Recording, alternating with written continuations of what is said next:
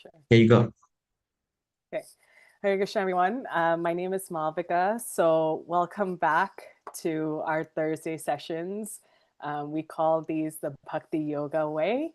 And I'm really excited about today's topic. I know I say that every single time that we get together on Thursdays, but this week's topic, I feel, is something that all of us can relate to in some shape or form, whether it's through work, whether it's through your own personal services, whether it's through the community. So it's quite relatable. So today's topic is essentially focused on understanding what leadership looks like and what selfless leadership looks like, and how do we use leadership to be able to ignite the spark within everyone else. So I have a bunch of questions. Thank you for all of you for sending in the questions that you also had. And we'll be taking those live. And then I think towards at the end, there'll be a chance for you to also reflect and share any reflections or questions from your end as well. So I guess to get us started, one of the questions I had on top of my head is this concept of servant leadership or selfless leadership is quite prominent. It's what all the business texts talk about. It's all what the cool people in the business world want to attune themselves to. So can you talk a little bit and clarify for us what that actually leadership style looks like, and how does it relate to the Bhakti Yoga lifestyle? Okay. First of all, I'm very grateful to you for initiating this discussion, and also very grateful to all of the wonderful, beautiful souls who are here with us to join us in this discussion. Before we talk about servant leadership, right? Let's understand who is a leader. Yes, I I didn't make it up. I heard this very beautiful definition of leadership. A leader is one who knows the way, who shows the way, and goes the way. Such a person is a leader. A nice sutra, right? Who knows the way? Well, he knows what's to be done. He shows the way, yes. He's directing everybody. Okay, his team, come on, we need to go this way. He knows it, he shows it, and he goes the way. Such a person is a leader, right? And what about servant leadership? Now, what is this servant leadership? There was a conception of a superior that people had. Anybody superior to us in an institution, organization, or for that matter, any framework.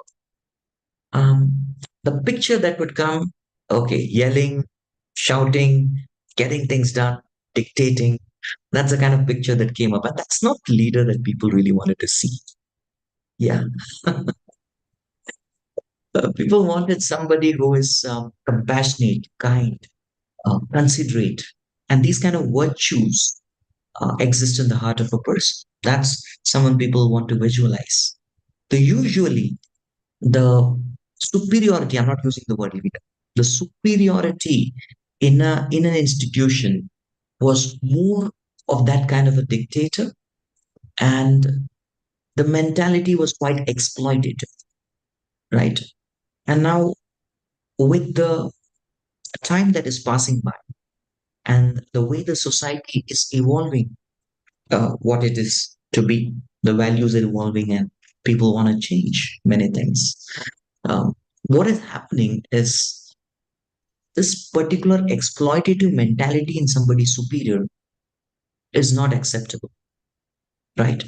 Rather, a very kind, a very compassionate, and a very service attitude oriented approach is something that is what is an expectation of people in general. Let us ask ourselves, who would we love to serve under or work for? Is a person who is not exploitative, but on the other hand, is a person who is interested or rather concerned about our growth. So, a servant leader, yes, I just heard this particular statement that do not appoint anybody as a leader who hasn't created leaders. So, a good leader is one who has created a legacy of leaders, who has a succession in place. So servant leadership is about uplifting and elevating, serving others to become uplifted, elevated in all round aspects of their life, and to lead in the capacity of a leader themselves. That, in my humble understanding, is service attitude.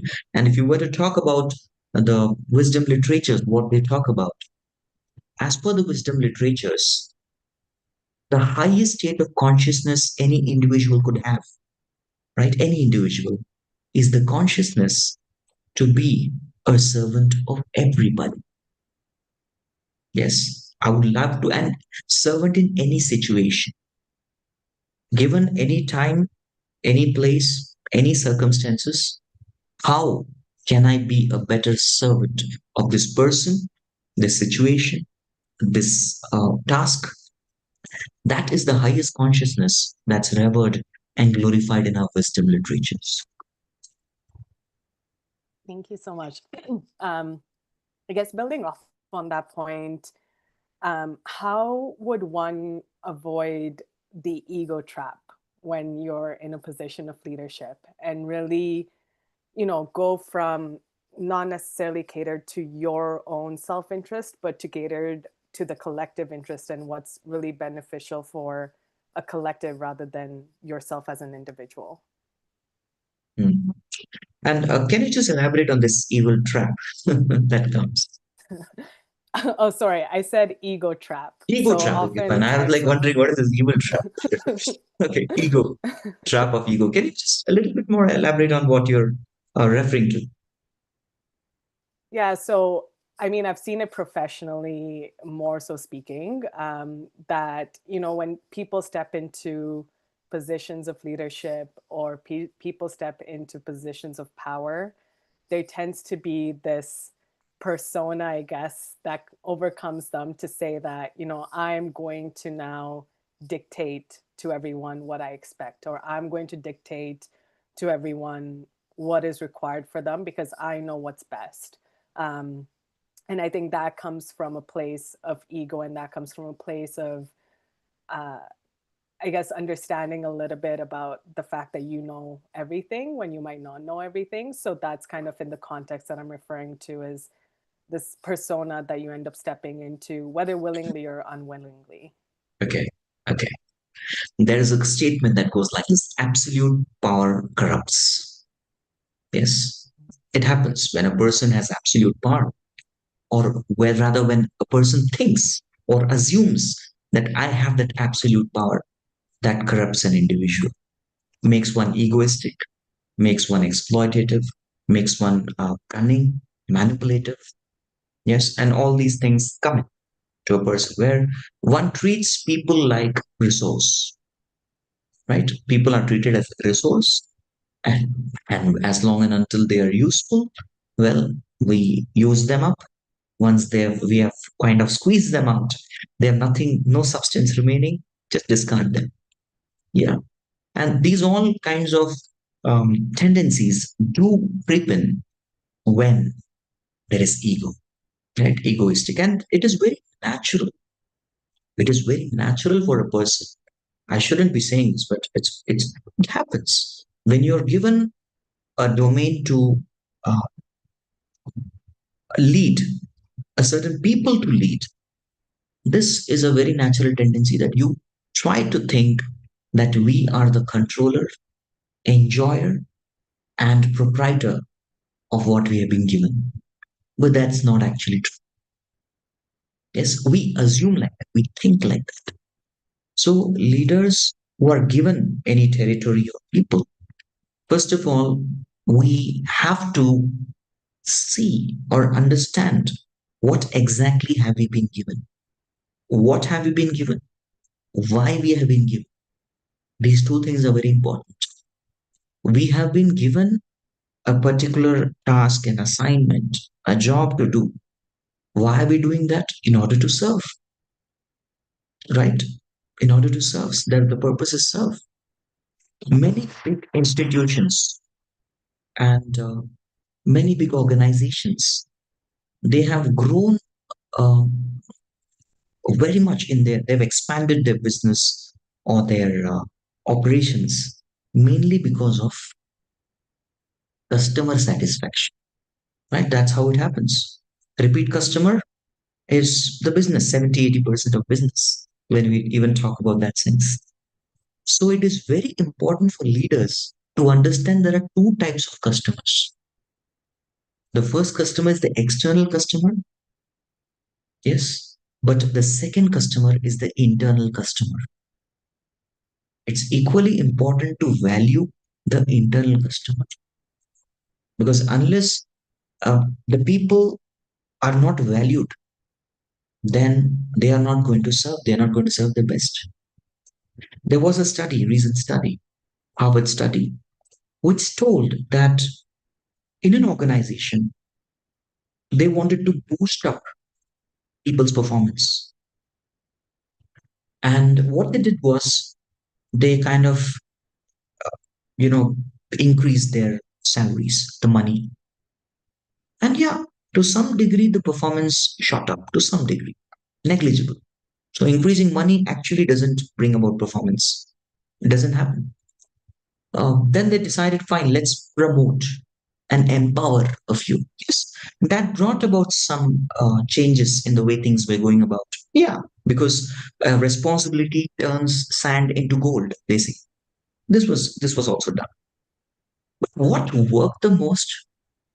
What worked the most when people's self worth was increased?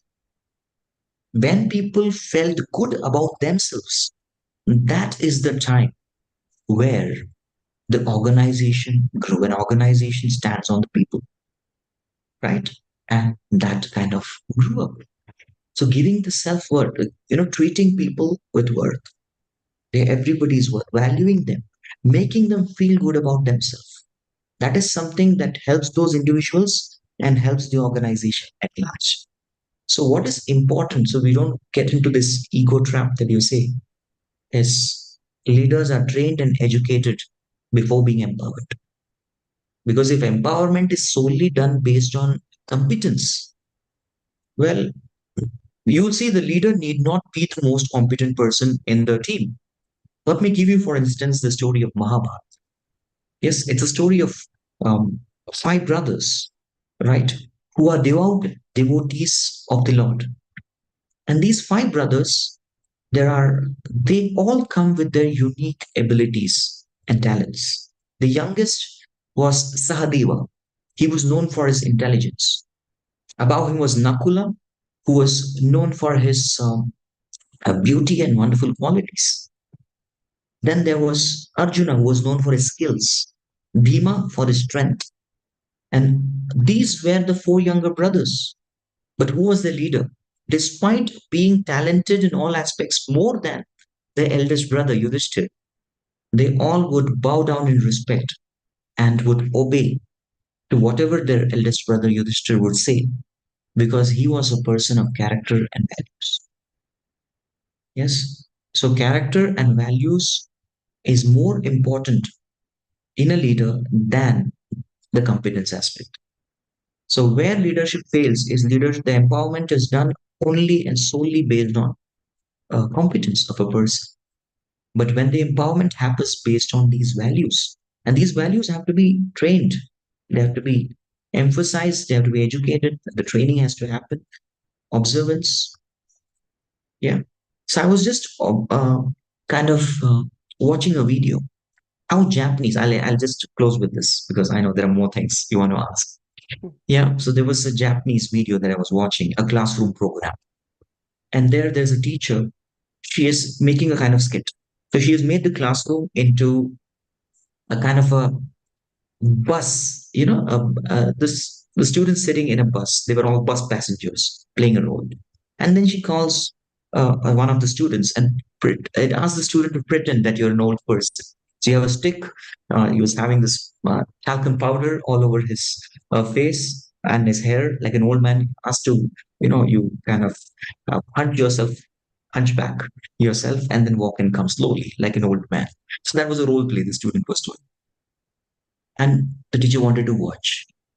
So there was one student who stood up and offered his seat to this old person. This is how values are taught and trained, right? So this kind of training is very important, practical on-ground training. Yeah.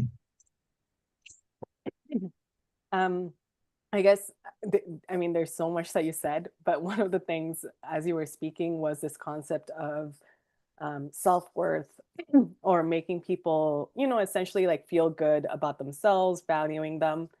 I've often heard that really good leaders and authentic leaders are focused on binding people's hearts, whether it's to the collective purpose, whether it's to each other, like really creating that, sense of belonging within a community. So I guess, how does that process work from a leadership perspective? How does a leader actually go about the process of binding people's hearts, but also protecting their own heart at the same time? There could be instances where in serving other people, maybe your service is taken for granted. Maybe you yourself as a leader are not valued by the people that you're trying to serve. And at the end of the day, that can create some conflicting emotions, that can create, some resentment or whatever you want to call that. So how do you go about upholding the principle of binding people's hearts, encouraging them, but also protecting your own heart at the same time? Protecting own heart, as in what do you mean by protecting own heart? As in, how do you protect yourself from not taking on any of the negative misconceptions or negative interactions that may happen while trying to serve others? Okay, yeah. So I call this the ACE formula, ACE. The major culture that should be there within the community, any community, it can be a devotional community, it can be a regular community, is that the culture of appreciation. The leader catching the people doing right. But something that's being rightly done, catch that and vocalize, speak about it, appreciate it. The second C stands for correction. Now, this is also required. Yes, this is also required that a person understands that where is the gap. Yes. And then E for encourage, encouragement to bridge the gap.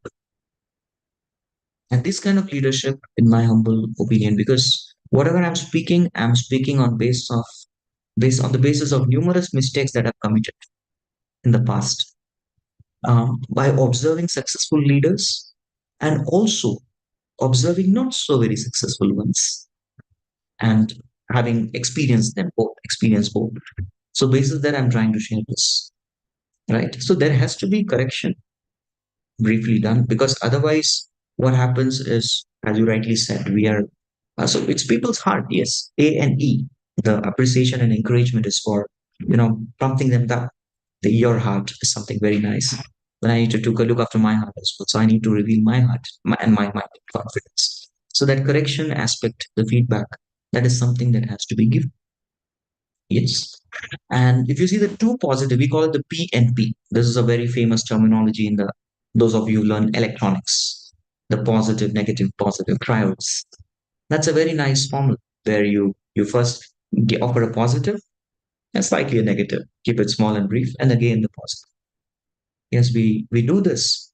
We will definitely bring about the changes that are required to refine people.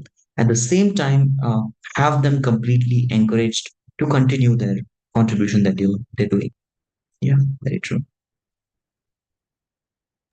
Thank you. I wanted to actually take some time to talk about someone that I know is quite prominent in the Bhakti Yoga tradition. His name is Srila Prabhupada. And so I know he really was, he really brought Bhakti Yoga and he really encouraged this loving community, regardless of how you dress, how you look like, what your background is. Um, and I truly feel that he was the original, this whole concept of servant leadership and really having everyone's best interest at heart. I really feel from a very surface level perspective, he was someone that really brought that forward and really imbibed that.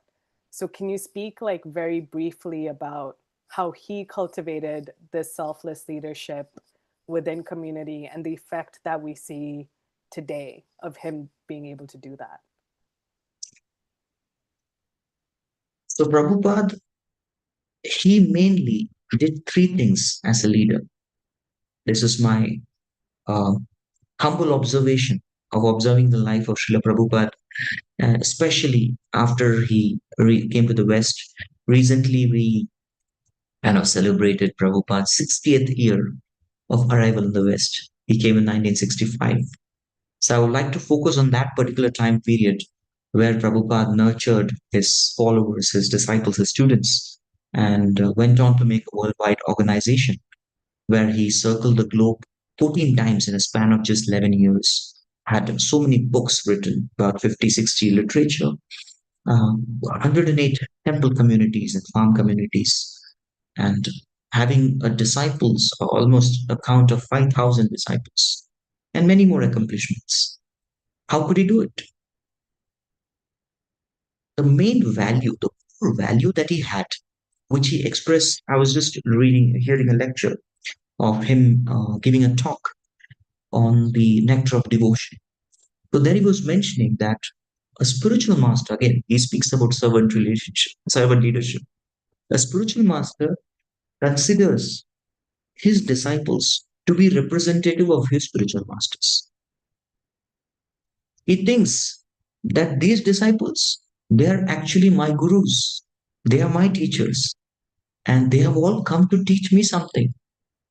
But they have all been sent by Krishna for me to train them, so I will train them. This is the general mood of a leader, right? He's open to learn from anyone, even if that person is a new subordinate, right? The leader is open to learn. So Prabhupada had this triple E formula that I say. E, he was an amazing educator. He always would educate people through his books, his letters, his morning walks, even when he would take a massage. It was necessary because he did all this traveling and his health would go bad. So he needed some kind of massage. Even that time, he would educate people and through conversations. And he had everything recorded because his education was something that's going to be manuals for the mankind for the next 10,000 years, as he said, for humanity. It's not just ISKCON. It'll be the manual for guidance for the entire humanity for the next 10,000 years. So, Prabhupada, the educator.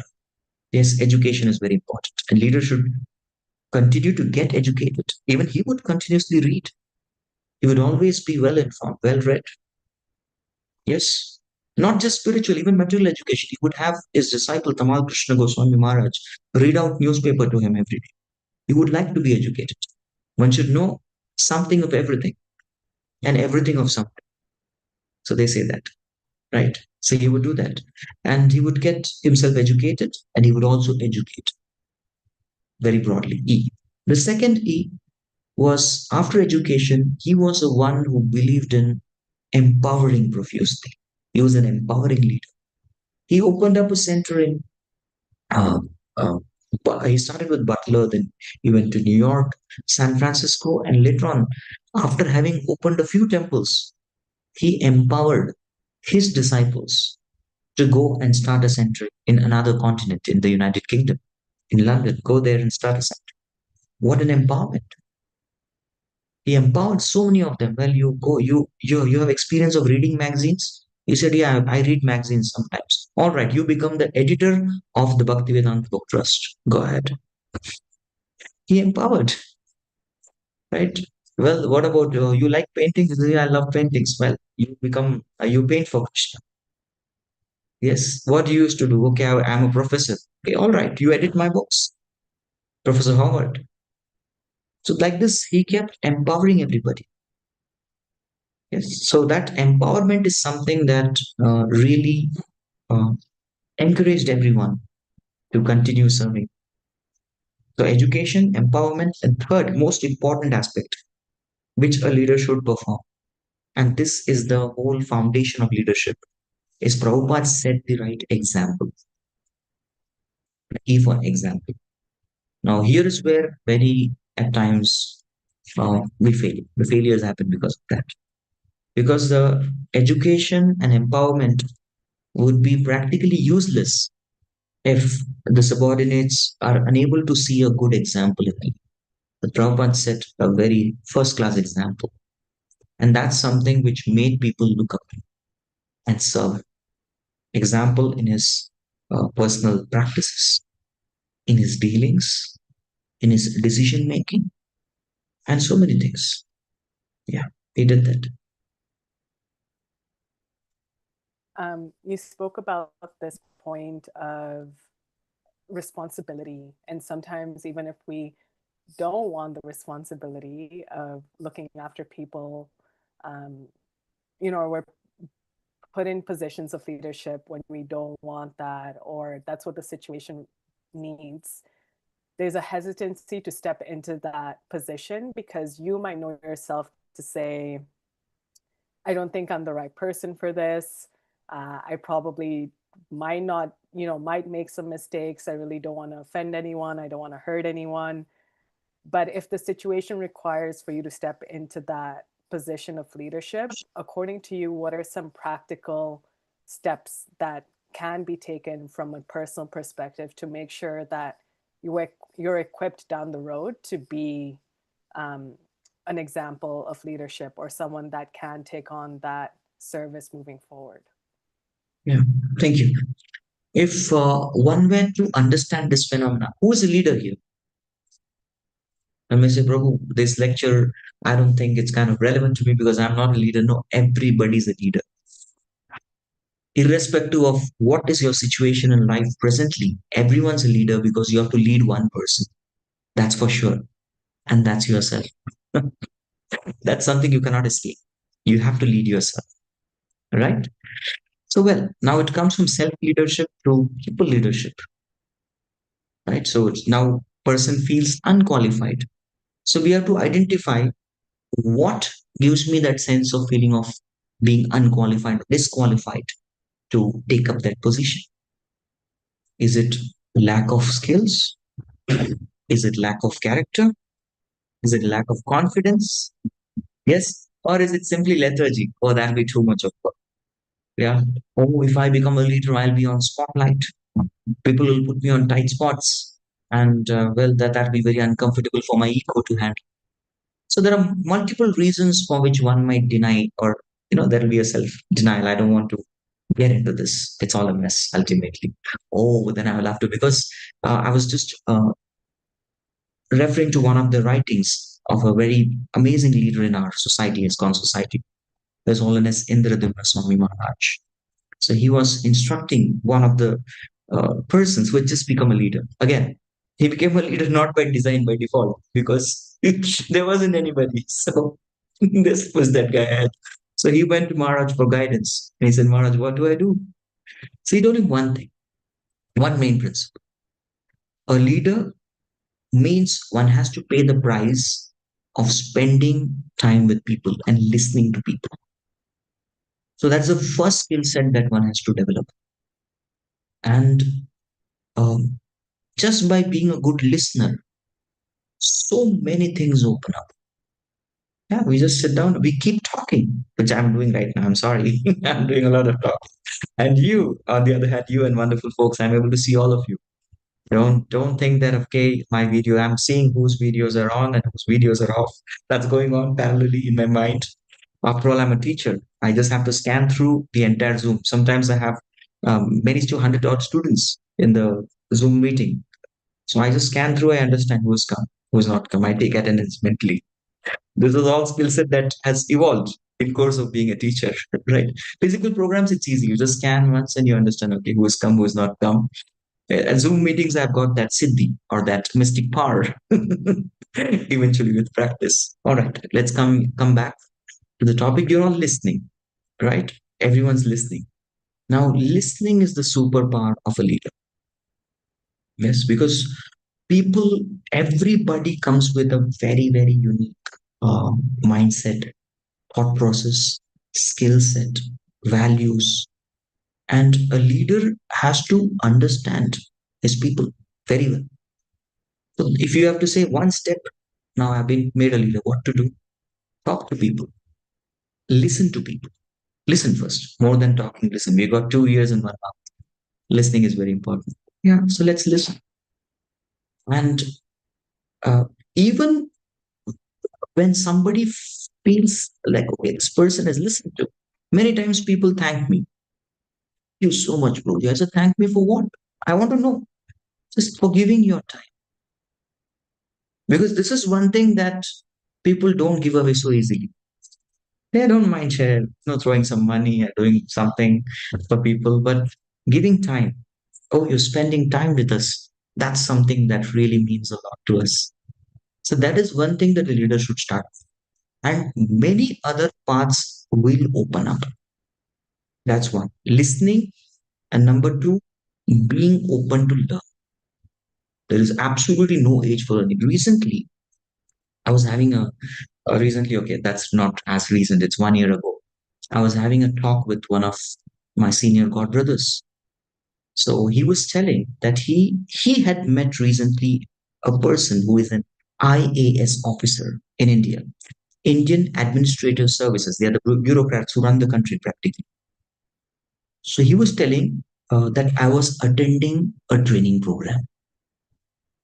Okay, you're attending a training program. What's so surprising about that? He's saying I'm just 1 year away from my retirement. See? So although this person is just 1 year away from retirement, he's still open to the training and learning. So that kind of openness to training and learning is very important for a leader, and everything else will follow.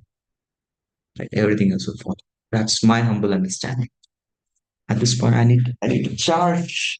Yes, just as this device needs to be charged, a leader should always be charged. Thank you Okay. so much. So maybe what we'll do is we'll open it up to the audience. If the audience has any questions they'd ask live or have any reflections they'd like to share based on the conversation so far, I'm more than happy for anyone else to kind of jump in and get some more voices. Yeah. So now I get to listen. I've done the talking, now I'll listen. Yes. What I'll do is I'll allow everyone to unmute themselves. I think that way we will get them to talk. I have a question. Okay, yes. Hello, everyone. My name is Nandini. I just had a quick question. You had said that we all are leaders, and the one person that we're leaders of are ourselves. So, in kind of context to that statement, if you're under someone who doesn't necessarily have the correct leadership skills that we were discussing in this topic, but because we're all leaders of ourselves, then how do we continue to ensure that our own light is still being fueled correctly, even if we don't feel like we're being led by the right people necessarily, in whether that's like work environment or even like home environment or whichever environment that we're in? Okay, thank you. Thank you so much. This is a situation practically many. Yes. This is something that is there that, okay, I am under this particular leader. But this person, in my estimation, doesn't have that necessary skills or even character for that matter to be a leader. And we are able to see the gap very clearly. So, first of all, it is very important for us to understand that no one's perfect. This understanding should be there. Nobody is perfect. Even I'm not perfect. So, I cannot expect perfection from that person. But at the same time, there has to be some basic minimum criteria that that person should uphold in order to be a leader, or rather, be my leader. Be my leader. Right? So that is very important. And well, it is very important for all of us to then kind of again, one thing is communication. Have this communication. Try.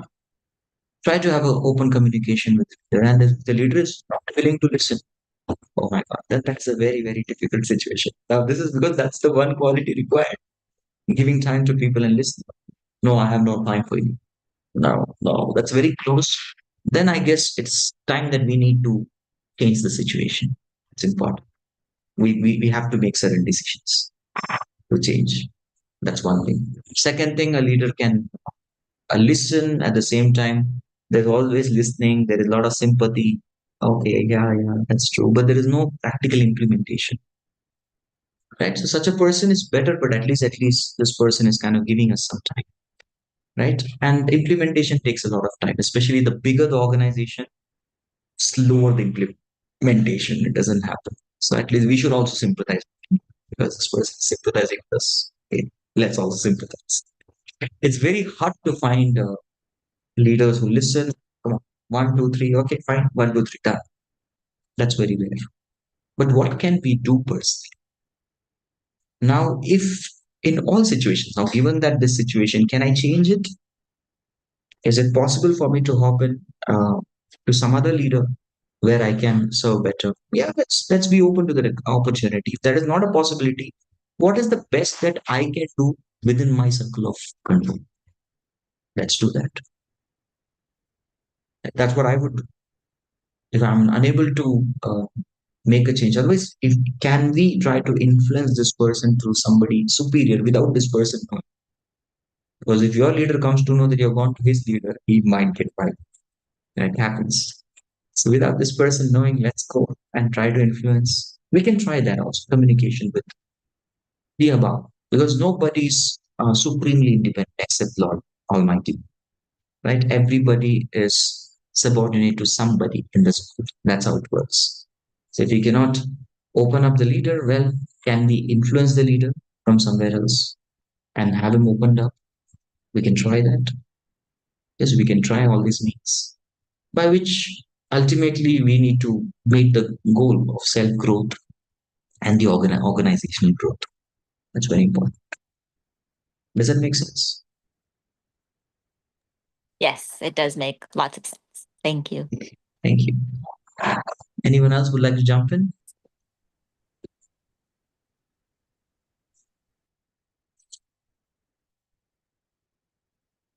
You want to add something, say something. I want to listen. I want to listen.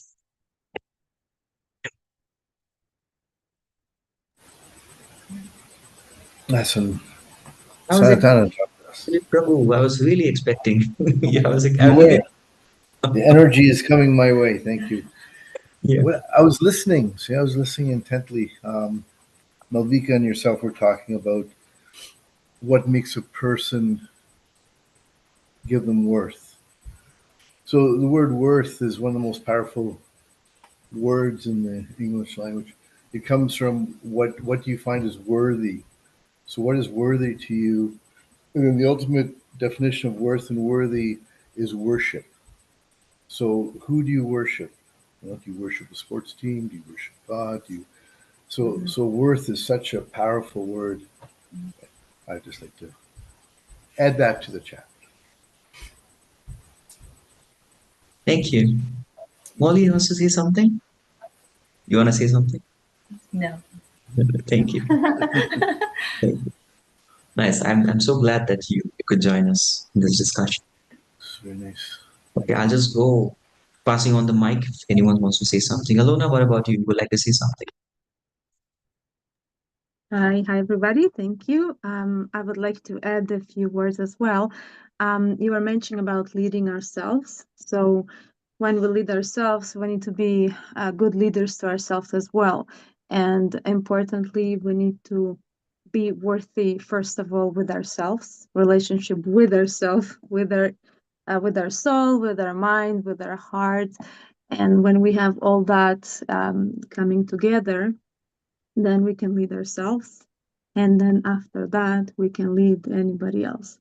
But if we can't do it with ourselves, then we have no chance to do it with others. So it's very important to start with ourselves. That's what I want to add. Yeah. Unless a leader doesn't invest in self-care, one will, in all aspects, physically, emotionally, spiritually, intellectually, till the time we don't invest time in self-care, we will not be able to take care of others. No. So maybe the servant leader is more of a caregiver to others and getting things happen through just investing in people. That's a servant leader, but that's not possible till the time we invest in ourselves, right? Even as monks, how our typical day is, we have 8 hours of sadhana, which is personal investment, investing in ourselves.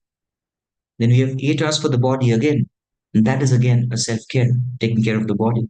And then 8 hours for the mission, the outreach, trying to care for others. So 16 hours, 2/3 of the time goes in caring for oneself. If we don't do this, we will not be able to do the 1/3. Just like you look at a building, 2/3 of a building is the foundation. Yes, deeper the foundation, taller the building. So it is very important aspect that you said, Aruna Prabhu. It was very nice. Thank you. Thank you. This point of time, I would like to ask her if Rameshwari, you want to say something? I see you there.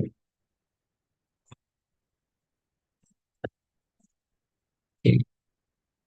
If you are really there, you can speak up. No, I am here. Hare Krishna. I had a question. When should one step back as a leader? For example, you're leading folks who may be stubborn or are unwilling to change this very solid mindset that they have. When is the appropriate time to, bow out? Okay. As such, an ideal leader has this never say die attitude, right?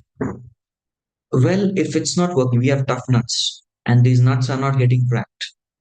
The leader tries the best to get these tough nuts. So even among tough nuts, you will have the toughest nuts, tougher nuts, tough nuts. So start with the low-hanging fruits. You start with that, you try your best. And in such a case when nothing works, it is said, there's a statement, if an activity or an organization is functioning without you, it's not time to hire, it's time to promote, right? So things are happening without you, it's a time to promote somebody. And despite your presence, things are not happening, then it's a good time to hire somebody from outside. Yeah, we try to include some more people in the team, right? Let's not remove people or something like that. Let's include others in the team. Of course, if it is a professional organization, it works with the principle of hire and fire. You hire someone, you fire this person, right? So it works like that. But if it is not a professional organization, it's a spiritual organization or something. Well, we try our level best because most of the things here work not on dictation, it works on relationships. Yes. So we have to check. This is a study again, which is a Gallup study. It says 96% of the failure, 80% of the failures occur because people are not clear with their goals. 16% failure occurs when people do not know their roles. 3.2% failure occurs because people don't know the process. And finally, the last 0.4 percentage of failures occur because there's no relationship, proper relationship, the communication not happening because of lack of relationship. This is what we have to understand. So let's try to get the goal together, roles, process, not working, hire someone else who can keep doing. Don't step down as a leader. Rather, include someone else in the team. This is what I would do. Stepping down as a leader is something that one has to do if one is unable to stand up to the character that what is expected to do. One has failed in the character. There's a lack of character. One steps down. One need not step down if there is lack of skills. One can try to equip oneself, take a break and equip oneself, add value to your life. And yeah, that's the only place where I see a person needs to step down if there is a lack of character shown by we are not able to set the right example. If I can't step down because of the reason, I'll invest in myself and come back. Yeah, does it make sense? Yes, it does. Thank you so much. There is Mohini Murthy Prabhu. You like to say something?